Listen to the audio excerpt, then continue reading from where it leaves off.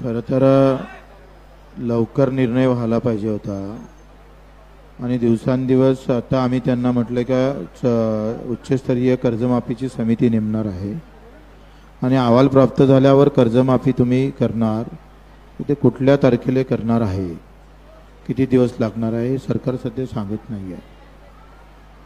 म्हणजे 90% जे सरकार कर्जमाफीबद्दल बोलत नव्हतं ते सरकार आता कर्जमाफीबद्दल बोलायला लागलेलं आहे.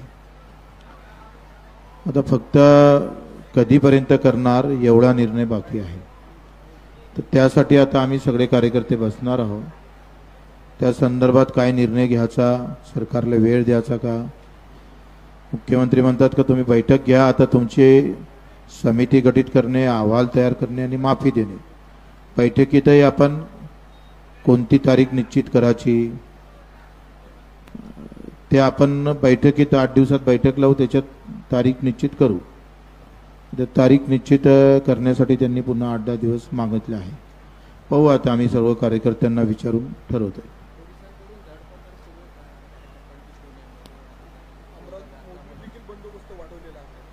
बंदोबस्त खूप वाढवला आहे, म्हणजे प्रत्येक तालुक्यावर महाराष्ट्रभर कार्यकर्ते काही कमी पडणार नाही त्या बंदोबस्तला.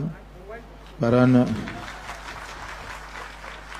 ही रोज मेल्यापेक्षा एकदाचं मरण परवडलं अशी एक मानसिकता लोकांची आहे. बैठकानं आजचा निर्णय होईपर्यंत काही करू नये. निर्णय झाल्यावर माझी तर मानसिकता आहे का 16 तारखेपासून पाणी त्याग करावं आणि आंदोलन अधिक उग्र करण्याची आमची तयारी.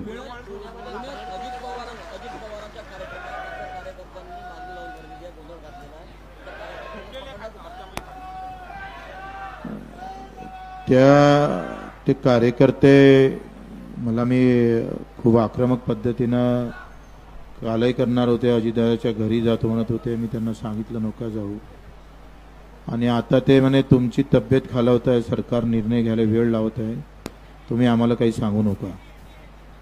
तुमचं मरण आम्हाला काही इतकं तब्येत बेकार होत असताना सरकार निर्णय घेत नसेल तर तुमच्या मरणापेक्षा दुसरं, तुमच्या अशा हालापेक्षा दुसरं काही महत्त्वाचं नाही आहे.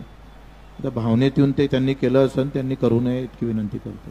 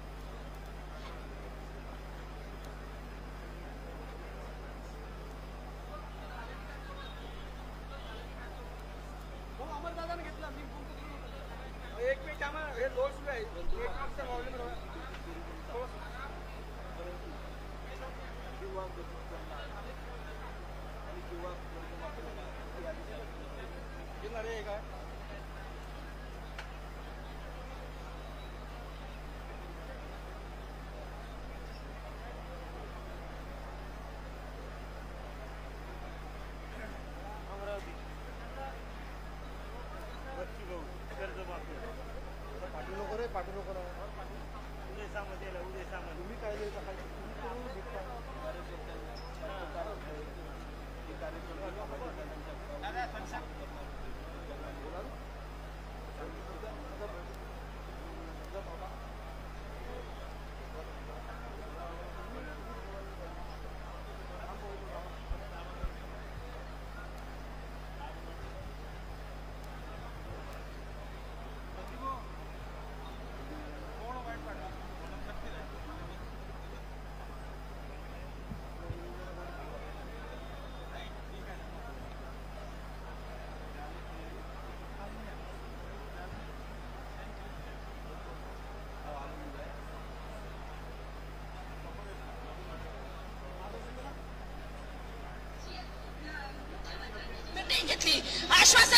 19 मागण्या मान्य, परंतु त्याचाही अजून शासनाच्या अगोदर दादांनी 19 मागण्यावर्षी मुख्यमंत्र्यांनी जी मीटिंग घेतली, आश्वासन दिलं 19 मागण्या मान्य, परंतु त्याचाही अजून शासन निर्णय काढला गेलेला नाहीये. त्याच्यामुळे दडपशाही करते का? ही हुकुमशाही आहे या महाराष्ट्रात. पोलिसांनी काय केले? पोलिसांनी उचलून आम्हाला गाड्यात टाकतात आणि इथून हटवण्याचा प्रयत्न करतात. आम्हाला इथून आम्हाला तोंड बंद करण्यासाठी पोलीस प्रशासन हे तत्पर टाकतात आणि इथून हटवण्याचा प्रयत्न या महाराष्ट्रात पोलिसांनी नाहीये. त्याच्यामुळे दडपशाही करते का? ही हुकुमशाही आहे या महाराष्ट्रात. पोलिसांनी काय केले? पोलिसांनी शासनाचे GR निघत नाही, यात्रेची तयारी. यावेळेस जर न्याय नाही, तुम्ही सगळेजण मागे बसून जा. मागच्यांना काही न्यूज दिसत नाही. मागे बसा तुम्ही सगळेजण.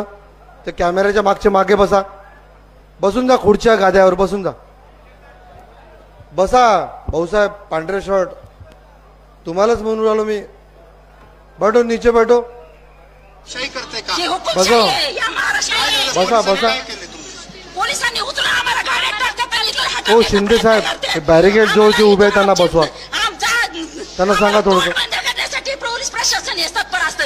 या पोलिसांना सुद्धा लाज तिथून वाटली सोडू पाहिजे. नका कोणाला. सरकारी नोकरी आम्ही 1,500 रुपयात जगायचं का? आम्हाला उचली तर तुम्ही तुमच्या घरी तिथून सोडू नका आता कोणाला.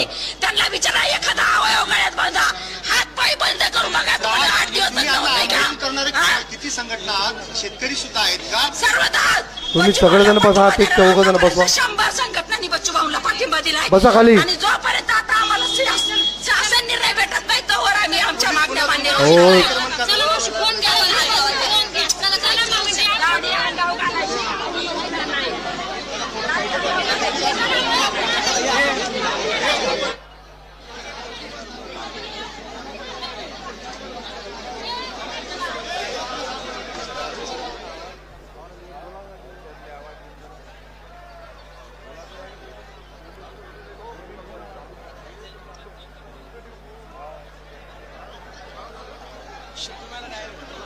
शासन जे आहे ते आमच्या भूमिकेवरती लक्ष देत नाही, त्याच्यामुळं आम्ही आक्रमक झालेलो आहेत. खरं तर अशी भूमिका या ठिकाणी प्रहारचे जे कार्यकर्ते आहेत त्यांच्याकडून घेण्यात येतात आपल्याला पाहायला मिळते. खरं तर या प्रहार संघटनेच्या ज्या महिला आहेत त्या अधिक आक्रमक झाल्या आपल्याला पाहायला मिळते. या ठिकाणी आपण पाहू शकतो की ज्या महिला आहेत त्या महिलांना सध्या पोलीस ताब्यात घेत आहेत आणि सध्या त्यांना ताब्यात घेऊन गाडीमध्ये बसवण्यात येतं. खरं तर अजित पवार यांचा एक नियोजित कार्यक्रम पुण्यामधल्या स्वारगेटमधल्या गणेश क्रीडा मंच या ठिकाणी जे आहे तो चालू होता.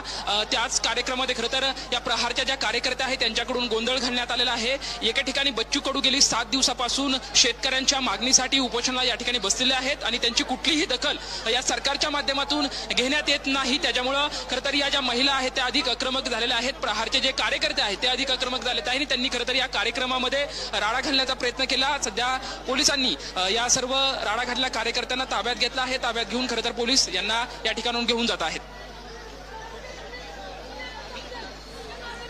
तर प्रहारच्या कार्यकर्त्यांना आता पोलिसांकडून ताब्यात घेतलं जात आहे. पुण्यात अजित पवारांच्या कार्यक्रमात या कार्यकर्त्यांनी जाब विचारलेला होता. मोठा गोंधळ झालेला होता. त्यानंतर थेट बाहेरच हे प्रहारचे कार्यकर्ते ठिय्या दिलेला होता. थेट आक्रमक असा सवाल सरकारला विचारत होते. जोरदार घोषणाबाजी करत होते आणि अखेर महत्वाचा फोन चालू आहे. नारे थोडं थांबा. महत्वाचा फोन चालू आहे. कृपया थोडं थांबा. बॅरिकेडच्या मागच्या लोकांना कळत नाही. तुम्ही बसून जा. बसा तुम्ही सगळे. बसवा त्यांना. बसा सगळे. पोलीस बॅरिकेडच्या बाजूला बसवा त्यांना. बसवा. बोलू द्या ना. थांबा 1 मिनिट. थांबा जरा. तुम्ही माझं ऐका. काल त्याच्या संदर्भामध्ये मुख्यमंत्र्यांनी 1 मिनिट. तुम्ही आता माझं ऐका. तुम्ही माझं ऐका.